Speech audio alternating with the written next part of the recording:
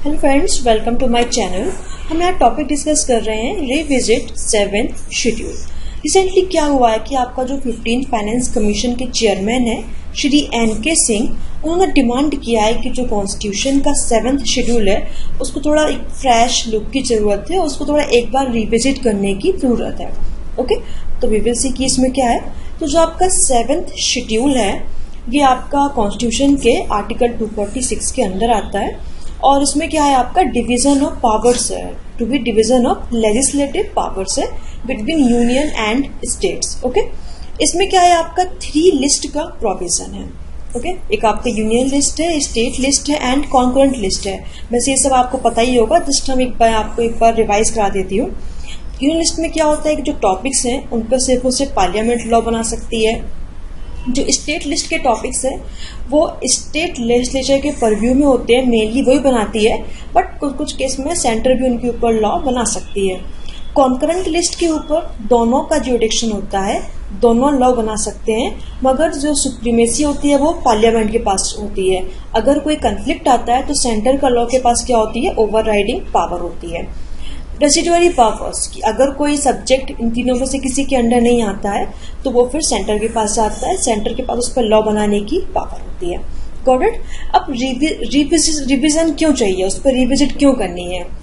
तो इशू क्या आ रहा है कि जो सेंटर है इसका बहुत ज्यादा डोमिनेंस है, मतलब जो स्टेट्स हैं उनका जो स्पेस है, जो लॉ मेकिंग पावर है वो स्क्यू हो रही है।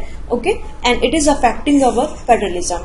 आपने सुना होगा कि स्कीम में से एक होता है आपका सेंट्रली स्पॉन्सर्ड स्कीम्स। ओके, तो इसमें कैसे आपका नरेगा वगैरह आते हैं, तो ये क्या होते हैं कि मतलब सेंट्रल गवर्नमेंट बनाती है, तो इनमें क्या होता है कि बहुत ज़्यादा सेंटर का रोल बढ़ जाता है, तो सारी स्कीम्स में, सारा फंडिंग में सेंटर का रोल बढ़ जाता है और स्टेट्स को उसमें फिर प्रॉब्लम होती है।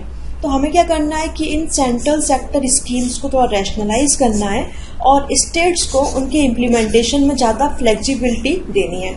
जैसे अभी आपने देखा होगा कि जो आपके एग्रीकल्चर रिफॉर्म आपके आए हैं, तो एग्रीकल्चर बेसिकली क्या है आपका स्टेट का सब्जेक्ट है। Got it. बट सेंटर ने उस पर लॉ बना दिया है और मतलब स्टेट्स को उनको फॉलो करना है और वट एवर।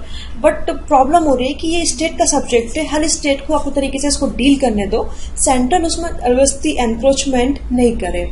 ओके, सबसे बड़ा जो इशू आजकल आया है वो जीएसटी के बाद आया है। जीएसटी में क्या हुआ है कि आपका 1 नेशन 1 टैक्स सिस्टम हो गया है, तो जो स्टेट्स हैं उनकी फिजिकल फ्रीडम कॉम्प्रोमाइज हुई है। ओके, उनकी खुद के लिए टैक्स लगाने की फ्रीडम, टैक्स कलेक्ट करने की फ्रीडम वो कॉम्प्रोमाइज हुई है। Now they are dependent on centre to get funds. Okay, ये बहुत बड़ा इशू है।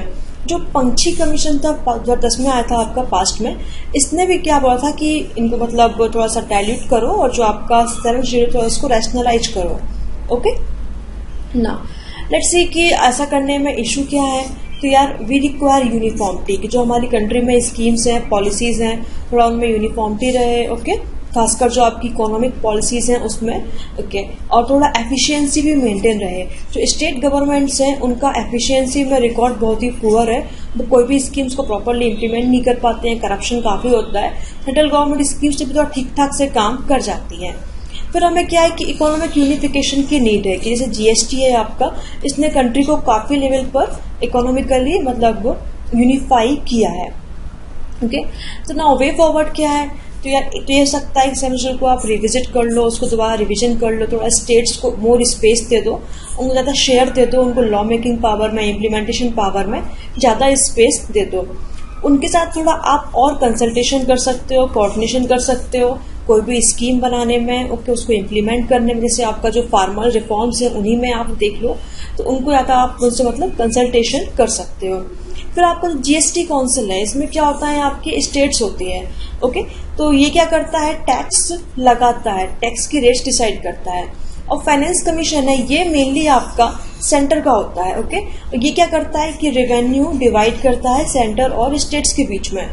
ये दोनों अलग अलग काम करते हैं, कि जो टैक्स लगा रहा है वो अलग बॉडी है और जो रेवेन्यू बांट रहा है वो अलग बॉडी है। तो इनके भी थोड़ा कोऑर्डिनेशन अगर रहेगा इन दोनों के बीच में तो बेटर रहेगा। It can be one of the way forward. Okay, thank you बच्चों, thank you for listening it, thank you.